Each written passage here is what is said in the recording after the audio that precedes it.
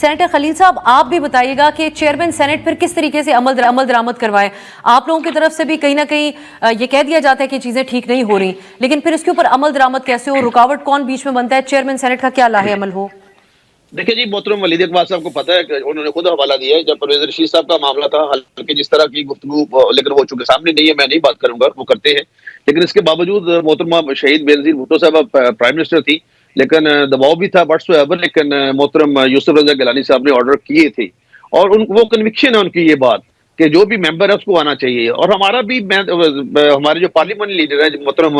इरफान सदीकी साहब, उन्होंने उस दिन फरमाया कि जनाब स्पीकर, जो आप जनाब चेयरमैन, जो आपकी रूलिंग है अब वो पूरे ऐवान की रूलिंग है। तो चूंकि मामला जो है according to rules and constitution, law and constitution, उसके मुताबिक और रूल्स के मुताबिक भी चला गया है प्रिविलेज कमेटी को। तो जो प्रिविलेज कमेटी ये बहुत बड़ी एक ताकत रखती है, और बाकी जो देखेगा अभी तो ये डिसाइड चूंकि प्रिविलेज कमेटी ने करना है कि किसकी ये जिम्मेदारी है, ओनस किस पे जाता है, कि किसने उनको नहीं आने दिया या व्हाट्सएवर जो भी है, उसके बाद पता चलेगा। लेकिन हाँ, लेकिन एक बात जरूर है, मैं ये जरूर कहूंगा कि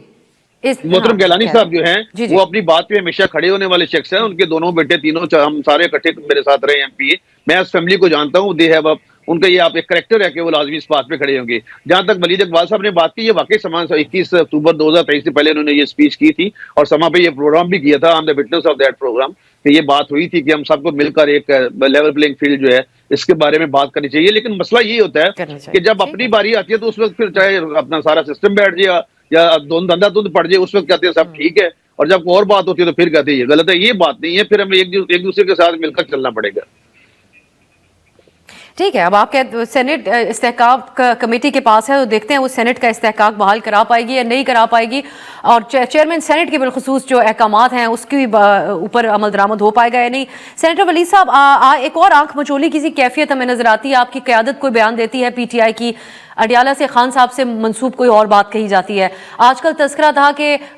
एक अडियाला के बाहर एहतजाज करने के अहकामात भी आए और कुछ लोग पार्टी के अंदर ये करना भी चाह रहे थे, लेकिन एक और राय जो पार्टी की आदत रखती है कि ऐसा करना हमारे लिए फायदेमंद नहीं होगा। इसी सिलसिले में कुछ देर पहले सलमान अकरम राजा साहब ने ट्विटर पे अपने पैगाम में कहा है कि इमरान खान से जो मुलाकातों का मामला है ये हम अदालत में ये अदालत में ले जा चुके हैं, अडियाला के बाहर एहतजाज से मसाइल हल नहीं होंगे। तो इस किस्म की कन्फ्यूजन क्या पाई जाती है, तो किस पैमाने के ऊपर है, और इस तरह फिर आप लोग मसाइल से निकलने का हल कैसे ही निकाल पाएंगे? हुकूमत तो मजीद पुरएतमाद होती जा रही है। ये मैं बड़ी देर से अर्ज़ कर रहा हूँ कि जब एक सियासी जमात और एक इतनी बड़ी सियासी जमात और इतनी मकबूल सियासी जमात के इतने मकबूल लीडर को जब रसाई महदूद रखी जाएगी तो फिर उससे हर किस्म के चैलेंजेस जो हैं वो सामने आते हैं। और उनमें से एक चैलेंज जो है वो कम्युनिकेशन का है कि जब क्योंकि रसाई महदूद है तो महदूद अफराद मिलते हैं और फिर जो बात होती है, और ये तो बड़े साल पहले ये हमारे कॉलीग रहे हैं नजीब हारून साहब जो MNA होते थे कराची से, और फिर उन्होंने इस्तीफ़ा दिया और फिर वापस ले लिया, और उन दिनों में उनका जब इंटरव्यू हो रहा था तो उनसे भी कोई इस तरह का सवाल पूछा गया, वो और हालात थे, लेकिन उन्होंने कहा कि जी हमारे चेयरमैन या उस वक्त वज़ीर आज़म खान साहब जो हैं वो कोई एक बात कहते हैं तो हर कोई फिर उसको अपने अपने तरीके से जो है वो डिकोड करता है। तो वो तो एक जब आज़ाद थे और प्राइम मिनिस्टर थे तब भी इस तरह की एक सिचुएशन हो सकती थी कि मुख्तलिफ डिकोड करने के उसमें आंसर आ जाते हैं, लेकिन जब रसाई ही महदूद हो तो उसमें जो चैलेंजेस मुसलसल रहते हैं कम्युनिकेशन भी, और उसके अलावा दीगर बहुत से और पॉलिटिकल और इन सब मामलों में मेरे ख्याल में अगर आपके अपने ओपिनियन में एहतजाज एक अच्छा तरीकाकार होगा, और वो भी अडियाला के बाहर? जी मैं उस पर आता हूँ, लेकिन मैं ये सिर्फ कहना चाह रहा हूँ कि आपका जो ये कहना है कि हुकूमत जो है वो पुरएतमाद जो है वो होती जा रही है, मैं नहीं समझता कि एक वो पुरएतमाद है, वो बड़े शेकी ग्राउंड के ऊपर है, पॉलिटिकली भी और इकोनॉमिकली भी, और दुनिया भर में जो उसकी स्टैंडिंग है वो भी सबके सामने है, पॉलिटिकल हवाले से, कॉन्स्टिट्यूशनल जो है मामलात उनके हवाले से, फंडामेंटल राइट्स और डेमोक्रेटिक नॉर्म्स के हवाले से कुछ नेगोशिएट करना था, लेकिन वो खतूत लिखने पर आ गए हैं। ये चीजें तो हुकूमत को हमें बज़ाहिर एतमाद देते हुए नजर आती हैं, उनके बयानात को देखें, आप भी देख रहे होंगे। नहीं जी, वो खतूत जो है उनसे भी वो एक्चुअल खतूत जो है वो आवाम को आगाह करने के हवाले से हैं कि क्या हो रहा है, वो खुले खतूत इसीलिए हैं। और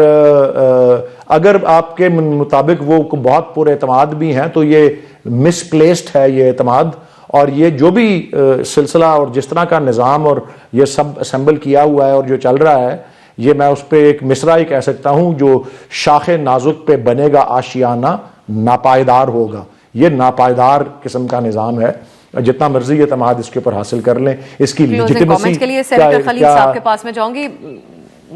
जी मैं अगर आपकी बात मुकम्मल होगी हो सेनेटर साहब, ये जेल तक रसाई खान साहब को अगर दी जाए, क्योंकि उनकी एक बहुत बड़े पैमाने पे पार्टी है बाहर ऑपरेट कर रही है, उसकी क़यादत का उनसे मुलाकात करना पार्टी के हवाले से लाहे अमल, वो बतौर बज़ाहिर नजर आता है एक फ़र्द वाहिद के तौर पे ही वहाँ से अहकामात देते हैं। तो आप नहीं समझते कि एहतजाज, जिससे आप लोग भी बज़ाहिर बहुत घबराते हुए नजर आते हैं, बिल्कुल इजाज़त नहीं देते जलसे और एहतजाज की PTI को, और ये तनकीद भी करते हैं, उसका रास्ता रोकना है तो उन तक एक खुली एक्सेस दी जानी चाहिए पार्टी की क़यादत को? देखिए मोहतरमा अफसा कोमल साहिबा, मैं वो बात करूंगा जो एडमिटेड फैक्ट होगी, क्योंकि हम दोनों लॉयर्स हैं और मेरे ये सीनियर, हमारे सीनियर हैं वलीद इकबाल साहब, और बड़ी रिस्पेक्टेबल फैमिली ज़ाहिर है, मतलब मोहतरम अपना हजरत इल्लामा इकबाल साहब के पोते हैं,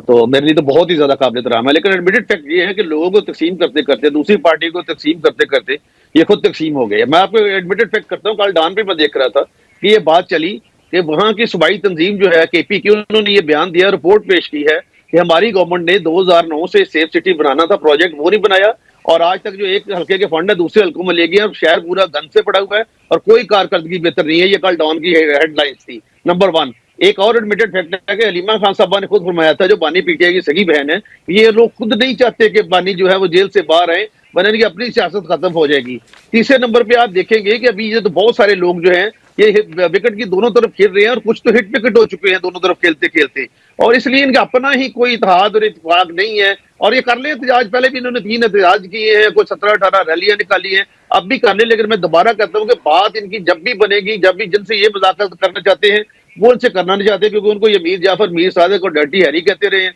और अब फिर 9 मई वाला वाकया हो गया। बात पॉलिटिकल लोगों से होगी। अब भी इनके पास मौका था, जब इनको सजरानी पे कहा गया बैठे और बात करें, तो अगर ये बैठते को बात होती, ये जब 11 प्लेइंग फील्ड की बात करते हैं, तो अगर आपके 100 मुतालबात हो, तो अगर उसमें से 55, 50, 60 या माने भी जाएं, तो ये बड़ी कामयाबी होती है। लेकिन ये तो खुद ही बिल्कुल ना इनको पता था, मतलब इवन बैरिस्टर गौर साहब काबिल इज्जत है, बट ही डजंट नो कि what are the 7 working days. उससे पहले उन्होंने कह दिया कि हम मुज़ाकरात खत्म कर रहे हैं। इस तरह से नहीं होगा। जो ट्रंप से इनको उम्मीद थी कि शायद ट्रंप आ जाएगा, उस दिन उन्होंने मिठाई बांटी, तमाम टेलीविजन टेलीवाइज हुआ ये, लेकिन यह क्या इस तरीके से भी काम होता है, वो काम उल्टा पड़ गया इनके लिए। तो ऐसी कोई बात नहीं, अब भी इनको किसी न किसी से बात इस तरीके से करनी पड़ेगी, और ये पार्लियामेंट का हिस्सा बनना पड़ेगा। अगर ये पार्लियामेंट का हिस्सा नहीं बनते, देखिए डेमोक्रेसी में बहुत कुछ होता है। भुट्टो साहब शहीद हुए, अदालती कत्ल था, मोहतरमा शहीद हुई, लेकिन किसी फौजी इदारे पे हमला नहीं हुआ। मियां मोहम्मद नवाज शरीफ साहब के अंदर आज आपको हिस्सा बनते हुए एहतजाज करते हुए नजर नहीं आए सेनेटर साहब? जैसा एहतजाज मेरे पास वक्त खत्म हो रहा है, आज हमने देखा वो, यही तो मैं कह रहा हूँ कि ये आईनी तकाजा था ना, तो आईनी तकाजे को तो मान लेते, आज एहतजाज ना करते और उनका खिताब सुनते, को ये आईन कहता है।